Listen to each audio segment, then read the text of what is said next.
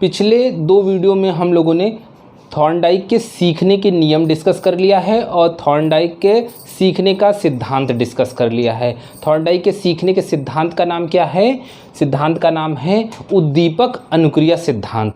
हमने बहुत अच्छे से उद्दीपक अनुक्रिया सिद्धांत को समझ लिया था, जिसमें हमने समझा क्या था? उद्दीपक का मतलब समझा था। उद्दीपक का मतलब क्या होता है? वातावरण की कोई भी वस्तु जिसे व्यक्ति चाहता है और उसके लिए कोई क्रिया करता है, वो होता है उद्दीपक। अच्छा, उद्दीपक को इंग्लिश में क्या कहते हैं? स्टिमुलस कहते हैं। और ये प्रयोग किस पे किया गया था? ये प्रयोग किया गया था बिल्ली पर। तो ये तो हमने समझा उद्दीपक अनुक्रिया सिद्धांत। अब हम देखते हैं कि जो हमने पढ़ा था पिछले 2 वीडियो में, क्या हम लोग सारे क्वेश्चन जो DSSB, रीट और सुपर टेट आज तक जितने एग्ज़ाम हैं, क्या उतनी थ्योरी से हमारे सारे क्वेश्चन सॉल्व हो जाएंगे? तो हम देखते हैं सारे के सारे क्वेश्चन हमारे सॉल्व हो जाएंगे और हम लोग सारे क्वेश्चन करने का प्रयास करते हैं। ज़रा स्टार्ट करते हैं। पहला क्वेश्चन है सुपर टेट 2019 का क्वेश्चन। सुपर टेट वाले बच्चे ज़रा ध्यान देंगे। पहला क्वेश्चन है उद्दीपन अनुक्रिया सिद्धांत किसने दिया था? कहीं से कोई किसी को डाउट नहीं होना चाहिए कि थॉर्नडाइक ने दिया था। एकदम हमने अच्छे से याद कर लिया था कि उद्दीपन अनुक्रिया सिद्धांत किसने दिया था? थॉर्नडाइक ने। यूपी टेट 2020 का क्वेश्चन है निम्नलिखित में से कौन सा नियम थॉर्नडाइक के गौण नियमों में शामिल नहीं है? गौण नियम 5 हैं। अब ये बार बार इंसान इसी में कंफ्यूज होता है कि ये गौण नियम है कि मुख्य नियम है, और कौन सा गौण नियम है ही नहीं। तो हमने बताया था कि भैया अगर सीखना है तो तब करो। कैसे करो? चाहे आंशिक रूप से, चाहे बहुक्रिया से, चाहे मनोवृत्ति से, लेकिन करो कि आत्मीकरण में संबंधित परिवर्तन हो जाए। बस यही तो थॉर्नडाइक ने कहा था। ये हो गए हमारे 3 मुख्य नियम, ये हो गए 5 नियम। अब जरा ढूंढ लेते हैं गौण नियम। आत्मीकरण का नियम ये है, यानी कि ऑप्शन नहीं होगा।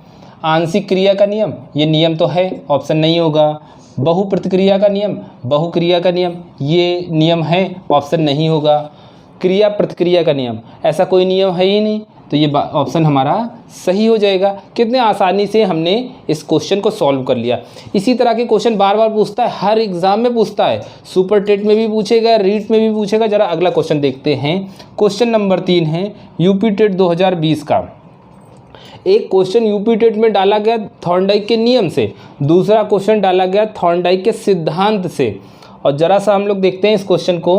अधिगम प्रक्रिया उद्दीपन एवं किसके बीच की संगति है? संगति, अब ये एक ऐसा वर्ड ले लिया, यहाँ पर वो लोग लगातार नए नए शब्द रचते रहेंगे, गढ़ते रहेंगे। कभी संगति डालेंगे, कभी संबंध डालेंगे, कभी अनुबंध डालेंगे।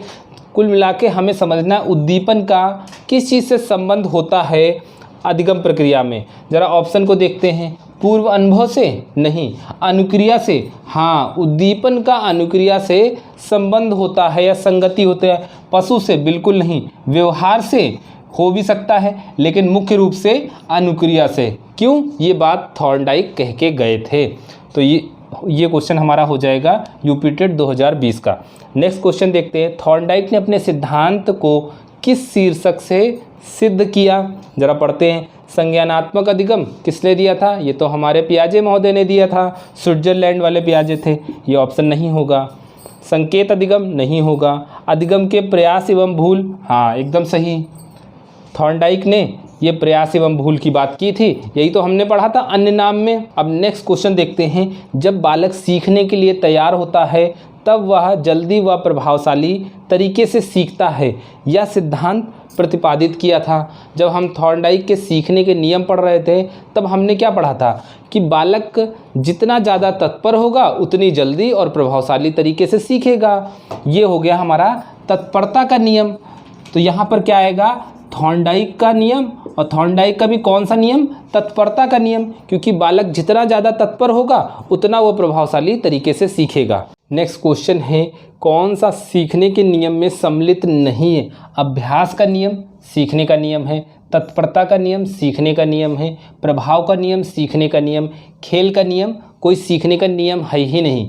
तो हमारा सही ऑप्शन क्या हो जाएगा? खेल का नियम, क्योंकि यहाँ पूछा गया नहीं है। खेल का नियम तो कोई नियम होता ही नहीं है। क्या होता है? खेल के माध्यम से, खेल एक सीखने की विधि है, ना कि खेल का कोई नियम होता है। तो हमारा सही ऑप्शन क्या हो जाएगा? खेल का नियम, क्योंकि ऐसा कोई नियम होता ही नहीं है। थॉर्नडाइक ने क्या बताया है? तत्परता का नियम, अभ्यास का नियम, प्रभाव का नियम, लेकिन खेल का नियम नहीं बताया। प्रयास एवं त्रुटि में सबसे महत्वपूर्ण क्या है? वीडियो को पॉज करेंगे, आप लोग आंसर दीजिएगा। चलिए, आप लोगों ने ट्राई कर लिया होगा, ज़रा एक बात बताइए, प्रयास एवं त्रुटि में सबसे महत्वपूर्ण क्या होता है? सबसे महत्वपूर्ण होता है, एक व्यक्ति प्रयास क्यों करता है? कुछ पाने के लिए। क्यों प्रयास करता है? कुछ पाने के लिए, इस वस्तु को पाने के लिए प्रयास करता है। ये वस्तु क्या होती है? ये वस्तु होती है एक लक्ष्य, उसी के लिए तो बार बार प्रयास करता है। तो प्रयास एवं त्रुटि में सबसे महत्वपूर्ण क्या होता है? सबसे महत्वपूर्ण होता है लक्ष्य। प्रयास एवं त्रुटि का उद्देश्य अभ्यास नहीं होता है, ना ही प्रेरणा होता है, वाद विवाद तो बिल्कुल होता ही नहीं है। तो क्या हो जाएगा? प्रयास एवं त्रुटि में सबसे महत्वपूर्ण क्या होता है? सबसे महत्वपूर्ण होता है लक्ष्य। नेक्स्ट क्वेश्चन है, एक कॉलेज जाने वाली लड़की ने फर्श पर कोट फेंकने की आदत डाल ली। उसकी माँ कहती है जाओ कोट को उठाओ और फिर से कमरे में और खूंटी पर डालो।